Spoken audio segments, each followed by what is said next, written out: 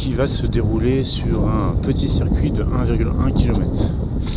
Alors là, c'est au moment de cet enregistrement, c'est la veille de la course. Donc ça fait 8 mois qu'on n'a pas couru cause Covid. Course de reprise. A priori, pas tant que ça de coureurs, moins d'une quarantaine. Et il y a de fortes chances qu'on parte entre première et deuxième catégorie mélangée. Donc le circuit, de ce que j'ai compris, ce qu'il allait être, c'est la zone industrielle, des grands virages avec des grandes courbes. Donc ça veut dire que va y avoir aucun moment où ça va débrancher. Il semble qu'il y ait un petit faux plat, un endroit sur la ligne d'arrivée, mais vraiment rien de méchant. J'ai aucune idée du nombre de tours qu'on va faire. Assez traditionnellement, c'est 1 heure plus un certain nombre de tours. Je pense que ça va être entre 65 et 70 tours qui vont être réalisés. Voilà. Ensuite, sur les préinscriptions, il y a 2 équipes qui sont surreprésentées dans la deuxième catégorie. Et ensuite des individualités, quelques binômes. Donc ça va être extrêmement difficile de sentir sa carte du jeu. Donc l'idée, c'est d'essayer de suivre s'il y a quelqu'un d'une des 2 équipes surreprésentées qui part, c'est essayer d'accompagner en espérant et en croisant les doigts pour qu'il y en ait un deuxième qui y participe. Alors comme je suis nouveau dans la catégorie, également je connais personne, à part sur les préinscrits, il y a la personne avec qui j'ai couru sur la course de Saint-Léon-sur-Vézère que vous pouvez revoir sur la chaîne. Et c'est le Faux Furieux, donc une grosse machine à rouler. Donc je vais essayer de m'appuyer sur lui un petit peu pendant la course si c'est possible. En tant qu'objectif sportif, pas grand chose, course de reprise. On verra suivant les circonstances. En n'étant pas sprinter, ça risque d'être compliqué. Par contre, sur les 8 derniers mois, j'ai très bien travaillé. Donc je pourrais pas être plus en forme que ce que je suis maintenant, vu que côté natation, tout a été coupé. Donc beaucoup de vélo et il y a des chances que quand même je sois en forme pour la course de demain. Donc tout de suite on passe au commentaire de la course. Alors le parcours que j'ai repéré était bien le bon. Donc en circuit de 1,1 km, on a réalisé 63 tours, 70 km de circuit. Le contrat c'était 1h50 plus 3 tours. Voilà, donc ce qui s'est passé, c'est que effectivement il y avait bien la présence d'un faux plat montant, on le verra lors du moment de la description du circuit, et puis il y avait la présence du vent qui finalement n'était pas négligeable dans ce qui s'est passé, avec un petit 10 km/h, mais pleine face avec le faux plat montant.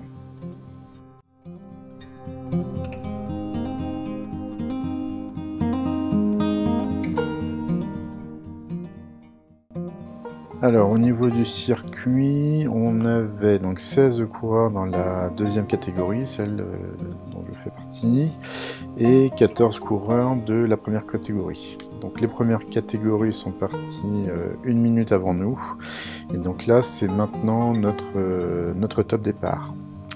Au niveau des forces en présence, 2 équipes surreprésentées, 4 coureurs de la même équipe, le team Volkswagen, et puis 4 coureurs de la jeunesse sportive astérienne. Ensuite des binômes comme prévu, et puis voilà, ensuite un ensemble d'individualités. Alors dès le kilomètre 0, on voit une attaque d'un concurrent de la team Volkswagen, donc là je décide de prendre sa roue, et ça va faire que le premier tour va être mené à un très bon rythme.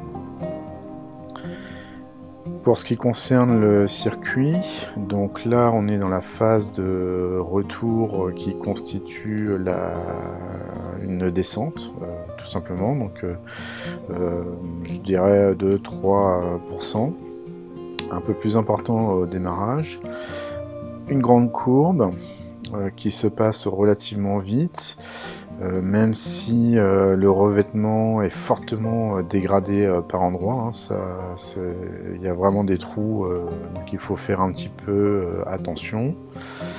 Un virage qui va se prendre ici, passage extérieur, corde extérieure, voilà, qui nous ramène sur la ligne d'arrivée. Donc ici, comme on peut le voir sur les fanions, hein, le vent vient de face, un peu à droite et en face, donc nord-nord-est. Voilà, donc les côtés de route dégradés, un rond-point qui se passe bien, et puis voilà, et donc on va faire ces tours-là pendant 63 révolutions. Donc là, je savais déjà que pour le sprint qui risquait d'arriver, il fallait ne pas être devant et puis essayer de sortir un peu plus tard. Donc voilà, donc il faudrait être judicieux dans ce qu'on ferait. Donc le premier tour, là, dans ce qu'on voit, il y a eu pas mal de successions d'attaques, de contres, voilà, pas vraiment d'organisation. Et ça a été assez clair en fait dès le départ que il n'y aurait pas de bombe sortie, voilà, parce que ça allait rouler fort, voilà, que il y aurait très peu de possibilités de départ.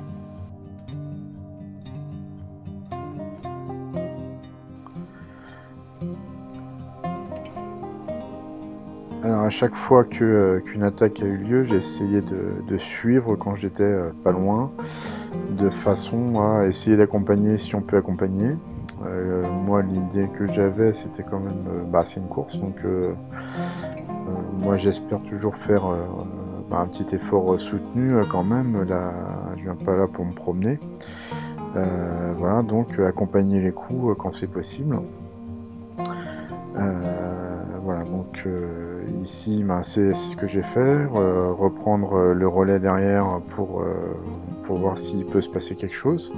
C'est-à-dire que s'il y a quelqu'un qui n'est pas attentif derrière, ou qui ne suit pas, ou qui prend le vent, essayer de faire quelque chose. Donc ici on est déjà au tour 4, hein. Les tours c'est 1 minute 35 pour le plus rapide des tours. Et bien ça revient en permanence, et le fait d'avoir contré pas suivi par celui qui s'était échappé, du coup ça oblige un autre à faire l'effort. Et ici, au départ, on s'est dit à ce moment-là, tiens, là il y a peut-être un coup. Voilà, donc ici, donc on essaye de partir. Derrière, ça chasse. Mais malheureusement, l'organisation qui se fait derrière va avoir raison de notre petit mouvement ici.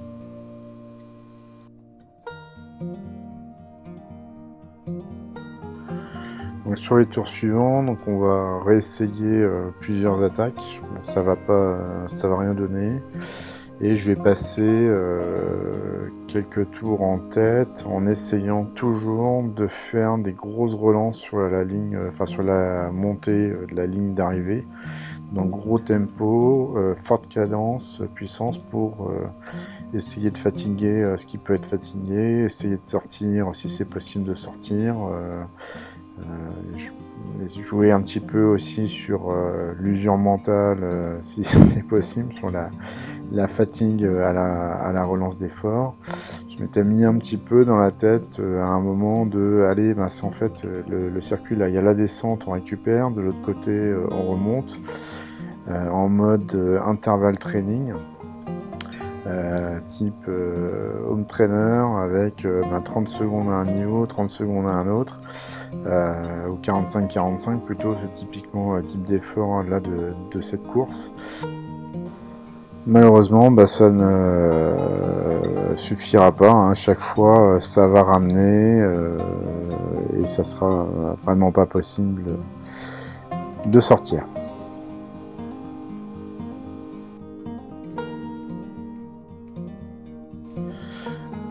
Alors à ce moment-là, on va se faire rattraper par l'échappée de la première catégorie et ça va commencer à créer des interactions entre les différents groupes des deux catégories. Donc au bilan sur la course, les premières ils ont roulé à 45 km/h de moyenne pour les meilleurs et nous on aura fait 38 km/h de moyenne, donc quand même un gros delta entre le niveau des deux catégories.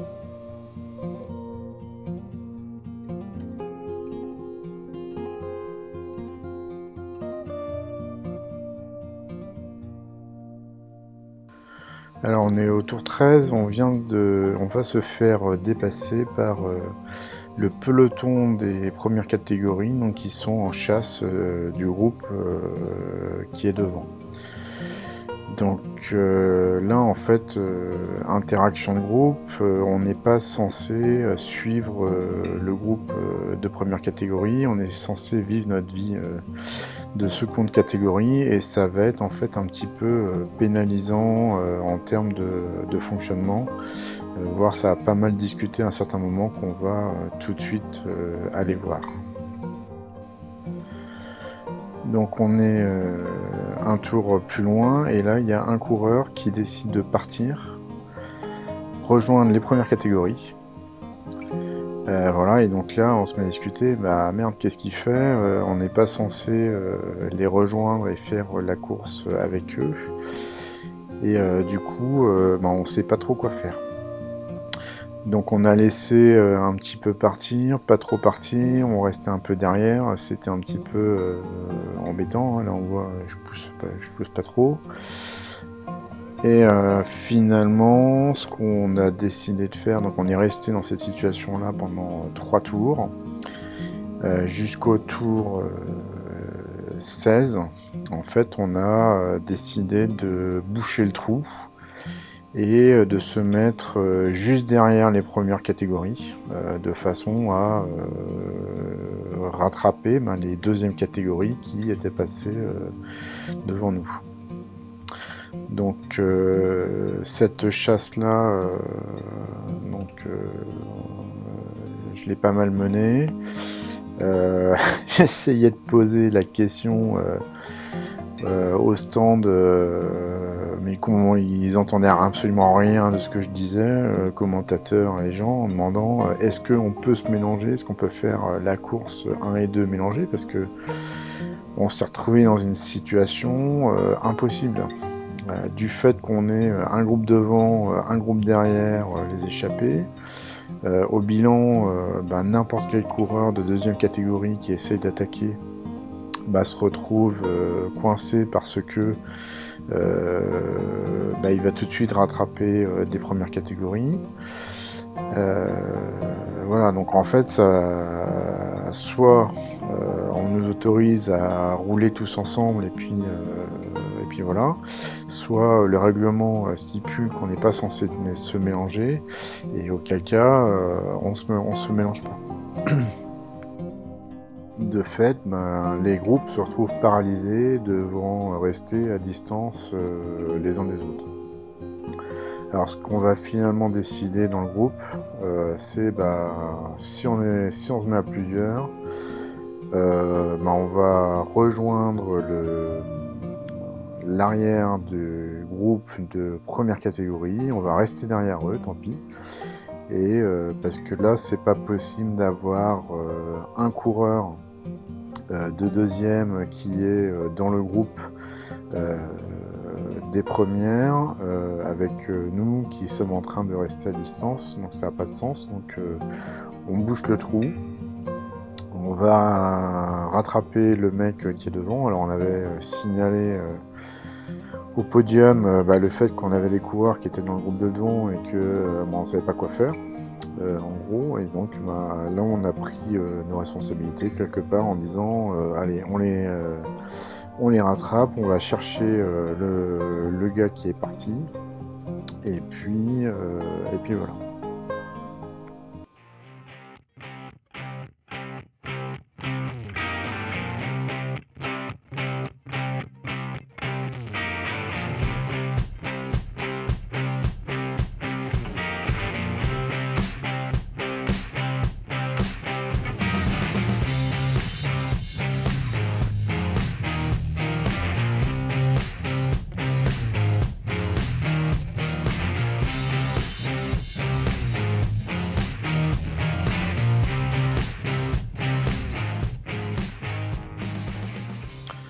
Donc une fois rentré, on se retrouve dans une situation avec les deux groupes mélangés.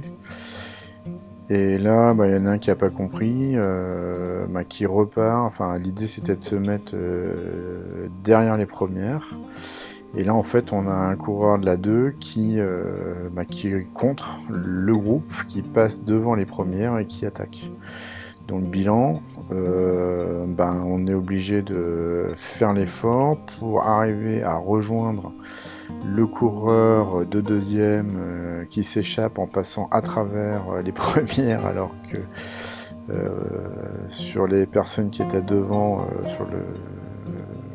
pour rattraper le groupe de première, on s'est dit on va se mettre derrière, et puis de façon à faire qu'il n'y ait pas de deux qui partent. Et dans le bilan, on se regroupe et on va faire repartir les premières catégories à l'avant et reconstituer un groupe de deuxième.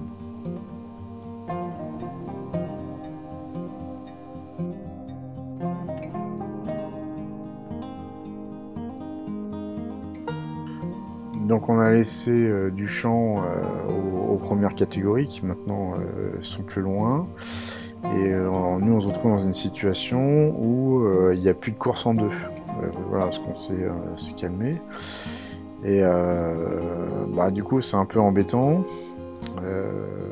parce que on est quand même là pour faire la course. Donc je décide à ce moment-là de réaccélérer un petit peu le rythme de la deuxième KT. Voilà, c'est vraiment embêtant d'être mélangé. Donc là, comme j'avais zéro réponse sur est-ce qu'on peut rouler ensemble ou pas, attendre. Du coup, c'était une course quasiment paralysée. Je dis tant pis, on va y retourner. On va redurcir le rythme de la course.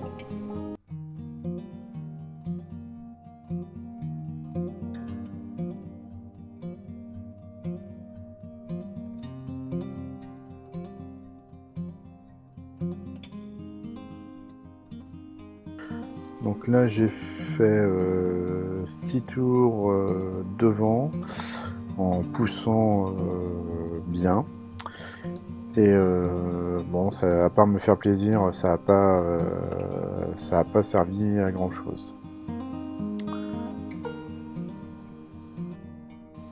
Donc là on est sur la fin du tour 27, donc j'ai pas mal forcé devant là sur les 6 derniers tours. Voilà, et donc là j'ai découvert quelque chose. En fait il semble qu'il y avait des primes. Donc là on va retourner sur la ligne d'arrivée. Et puis derrière ça va se mettre à sprinter derrière moi. Et une fois passé la ligne d'arrivée, les efforts sont coupés. Donc effectivement, il y avait des primes, et puis j'ai découvert en passant sur la ligne à ce moment-là. Et donc ici, il y a eu, ils ont profité de ce passage-là pour essayer de partir. Donc on bouche le trou pour pas laisser faire. Et puis une fois arrivé en haut, tout effort est coupé. Tout effort est coupé et on arrête de rouler. Donc là, on arrête de rouler. Donc là, du tour 28 jusqu'au tour 39, il ne s'est absolument rien passé. J'ai eu l'impression d'être dans une sortie club en fait. Ça a commencé à discuter tranquillement. Voilà, donc en gros c'est sortie club, et puis potentiellement on essaye de faire les pancartes. L'intérêt de la période, donc pour moi ça aurait été d'avoir obtenu une récupération complète des efforts consentis sur les 28 premiers tours de circuit.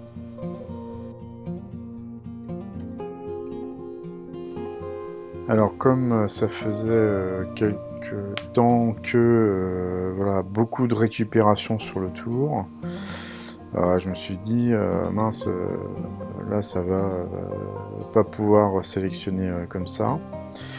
Je commençais franchement à m'ennuyer sur la course, hein. En termes d'effort c'était absolument pas intéressant. Donc du coup là je décide de placer une attaque bien lancée, et je me dis à ce moment-là, 1h10 et 1h50, je vais remettre un gros bloc de 10 minutes, voilà, pour voir s'il peut se passer quelque chose. Voilà, donc là je suis parti pour visser pendant 10 minutes, et ça va bien marcher, au sens où j'ai bien roulé 10 minutes à bloc. Je sais pas si ça a fait une sélection ou pas, voilà, mais ça a été une période où je me suis vraiment fait plaisir en emmenant le peloton de cette façon-là.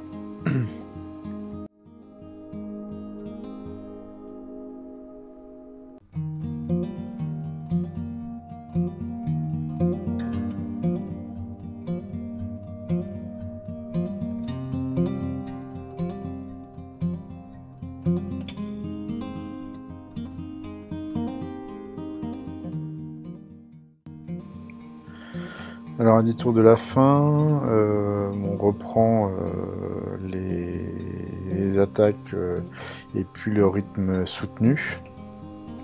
Donc ici je commençais à prendre des trajectoires où je savais que ça allait sélectionner un petit peu, que les gens ils n'allaient pas forcément vouloir rester derrière en allant un peu sur la route un peu abîmée. Et du coup j'arrive à créer un trou, un petit trou, et derrière ce que je commençais à faire quelques tours avant et que je vais mettre ici en évidence, en fait sur la remontée vers la ligne d'arrivée, comme le vent vient de sur la droite 3/4 face, du coup j'ai volontairement serré à gauche de façon à ce que personne ne puisse trouver d'abri, et du coup essayer de faire la différence. Donc là j'ai pendant quelques tours bien vissé à gauche de la route, et puis pris les trajectoires où ceux qui étaient derrière devaient préféraient plutôt d'aller sur du revêtement d'excellente qualité. Et surtout quitter mon abri.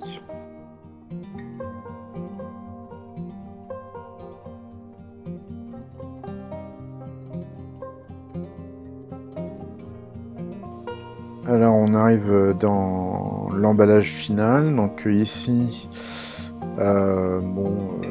j'avais pas forcément d'espoir de faire quelque chose, hein, n'étant pas sprinter, donc du coup j'essaye d'accélérer tout ce que je peux encore par rapport à ça. Et dans les petites erreurs que j'ai commis, ça va être l'attaque en fait qui va apparaître dans pas longtemps, du fait que c'était déjà arrivé un peu avant, mais sur la droite de la route en fait ce gars là, c'est celui qui va gagner la course, il a toujours attaqué de ce côté là, et en fait j'aurais dû fermer la porte le long du trottoir ici, alors il serait peut-être passé à gauche. La voiture là nous a un petit peu gêné. Et puis là j'ai même pas essayé de sprinter, me mettre en lanceuse en me disant bah non c'est trop loin. Et voilà, et donc du coup au bilan il y en a 1, 2, 3, 4, 5, 6, 7 et 8 qui doivent être devant moi, donc je dois finir 9ème de la course des deuxièmes catégories. Voilà donc pour cette course de Trélissac. Alors pour conclure sur cette course de Trélissac, donc côté personnel, ce que je retiens c'est que j'ai pu mener les efforts tels que j'avais envie de les mener. En gros, sur les 63 tours réalisés, j'en ai passé 30 en tête du peloton. Donc ça, c'est à mettre en parallèle du fait que c'est une course de reprise. Donc forcément, côté stratégie, nul.